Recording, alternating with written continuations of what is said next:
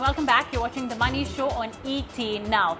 Time to talk about a topic that is something that's very, very relevant to each and every one of you, because you open your lockers, you talk to your parents, you talk to your grandparents, you open your bank lockers, and there is a little bit of it lying. I'm talking about gold and silver, whether it's in ornamental form, bullion form, coin form, brick form, or now, of course, even in paper form. There is some or the other exposure that every Indian has in gold and silver, and mercifully that's one asset class that's rallying. On the MCX, which is basically a noted commodity exchange in India, gold prices for the August futures crossed 50,000 and silver crossed 60,000 per kg. This is definitely a milestone, and yes, you may be wondering that hadn't gold crossed 50,000 earlier as well? Well, the difference was that was in the semi-organized and the unorganized markets, including GST. This is on the exchanges, could consider it as a benchmark as well, but 50,000 on the cards. Now, you may be having several questions in your mind. Firstly, what can I do with the gold already lying with me? The question that may be occurring to some of you in your mind is this now a good time to perhaps sell off some jewelry, especially for those who are grappling with cash crunch problems during the lockdown? The second question, how can you really take part in this rally in gold, profit from it? Thirdly, with gold already being at such high levels, is it a good time to invest now? I'm sure these are just some of the questions in your mind, but let me add one more question. We always look at our portfolio in bits. So we say 60% or 70% in equity, and then another 25% in debt and 5% in gold. But given the fact that gold has rallied the way it has, the allocation towards gold has gone up tremendously. So maybe that could be a reason to cull off some exposure. Nevertheless, let me go across now to Mr. Nloy Navlakhi of International Money Matters to get all of these questions and more answered. Mr. Navlakhi, thank you for joining us today on The Money Show.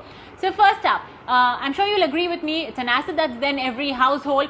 But how can they really take part in this rally, Because I'm sure your advice is not going to be open your lockers, take out all the jewelry and, sell it to the market and enjoy the profit. Yeah, and today, I think, Mubina, you don't even want to go to the market. So it's going to be difficult to do that. Yes, I think gold has certainly moved up, and so has silver. And people are at least have something to smile about. And, all the questions that you mentioned are possibly things that are in minds of people. And I think that it is very important to understand what role gold plays in investment. And, you mentioned that, you could be holding gold in different forms, whether it's ornaments or bricks or paper. And I think each of those objectives are quite different. Typically in India, the ornamental gold is not really something that you want to trade on. It is meant to pass down. It's meant to, enjoy yourself or, celebrate something. So you're making something special. And that's very unlikely that you will use the ornamental gold to, encash. And of course, those of you who are active in that sort of market do know that if you sell the ornaments, you're losing the making charges. So you're already down to the extent of those making charges. So you may not want to do that. So that's one part of it. The part which is to do with the physical gold, the question really that one asks as a financial planner is, why did you purchase that in the first place? Was it, just tradition, and therefore you want to continue holding on to it? Or it is something that you kept adding on to it, every time there was a festival or an occasion to buy more. And maybe somebody, the older generation told you that it's a good and safe investment vehicle. So it could be that reason. Again, if those are the reasons, you're not really going to run off and say, okay, it's 50,000, per 10 grams. Let me go and sell off a little bit of it as well.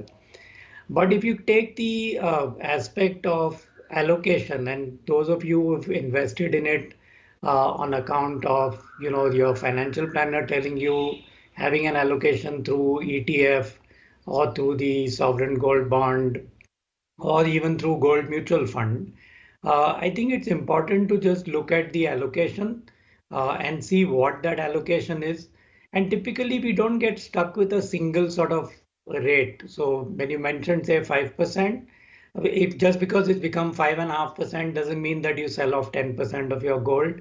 We would think that, 5 to 7% is okay to have in gold at any point in time.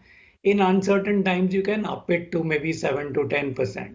So look at that and look at the whole allocation before you determine, what action you need to take. I think one very important thing about gold is the lack of volatility in its price over long periods of time. And I think that's very important to underline over long periods of time that the volatility is far less. It's meant to sort of hedge against inflation. But I have some data which maybe we can share as you ask some more questions, which might surprise viewers in terms of the sharp movements in the price of gold as well.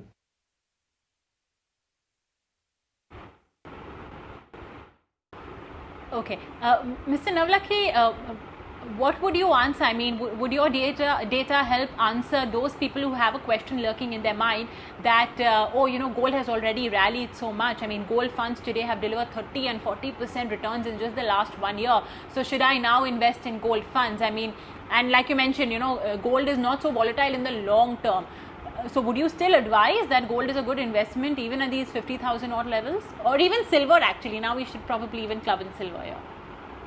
Yeah, so the small point on silver is that it's pretty much a speculative sort of investment because it's only available on the commodity exchange. You don't really get too much of a hedge. And for that reason, possibly is something that we don't normally advise our clients to allocate on silver because I don't have very easy ETF type of options available for silver.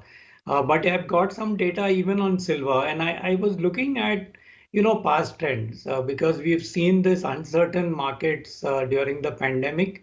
And typically we have heard that, when there is uncertainty, people sort of flock to gold and gold prices do go up. So I was looking at prices sometime during the 2008 crisis. And I've done a little bit of study on both the dollar price, that is the gold dollar price per ounce internationally, as well as the gold rupee spot prices. And if I looked at October 2008, when the market was really at bottom, gold prices also incidentally fell by about 30% in the international market between February and October 2008. So while you might think, okay, in uncertain times, when the equity markets also fell by 50% during that time period, gold would have sort of hedged. It did hedge, it didn't fall as much, but they fell from about $1,000 an ounce to about $700 an ounce. Thereafter, in the next 4 years, that is till August 2012, gold rallied to $1,900 an ounce. And frankly, as we speak today, in the international market, gold has not yet touched $1,900. It's very close to it. It's probably $1,850 an ounce or so now. So it rapidly, ramped up and went to $1,900 an ounce in August 2012. And at that time, in 4 years, in less than 4 years, you had 170% rally in those prices. In rupee also, the gold rallied by about 155% in that period. So it felt fantastic. And you said, oh, and everybody was flocking to going on adding allocation to gold at that time. In the next 4 years, that is by December 16, in the international market, gold had fallen to $1,050 an ounce, 45% fall from the peak. And, it has taken another 4 years now for it to go back to 1850. So actually, if I look from August 12 to July 20, the return on gold is zero. It's probably 0.5% negative return. And in the rupee prices, yes, in rupee terms, you did make about 7% return in this time period, but that's because the rupee depreciated by about 5% per annum during that time. So rupee went from 55 rupees toward the dollar in August 12 to about 75 in July 20, so about 40% depreciation.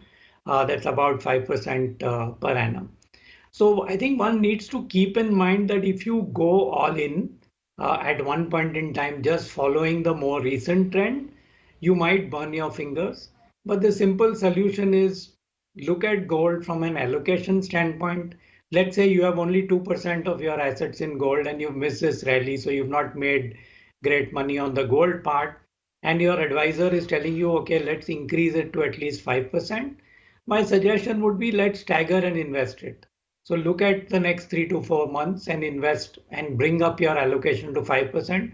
And remember that you are investing in gold for allocation purposes to hedge against the portfolio, not because it's the best performing asset class in a recent period of time. So if I look at the current calendar year, gold is up by about 25%. Last year it was up 24%. So yes, it's a nice 50-55% rally in the last 1.5 years in gold. And therefore, if you had 5%, say 1.5 years ago, you might be at 7.5%, or you might even be at 8 or 9% today because equity prices would have fallen a bit. So maybe if you Okay. think that you've made too much money, then yes, take off All some right. small percentage is what I would suggest. Okay.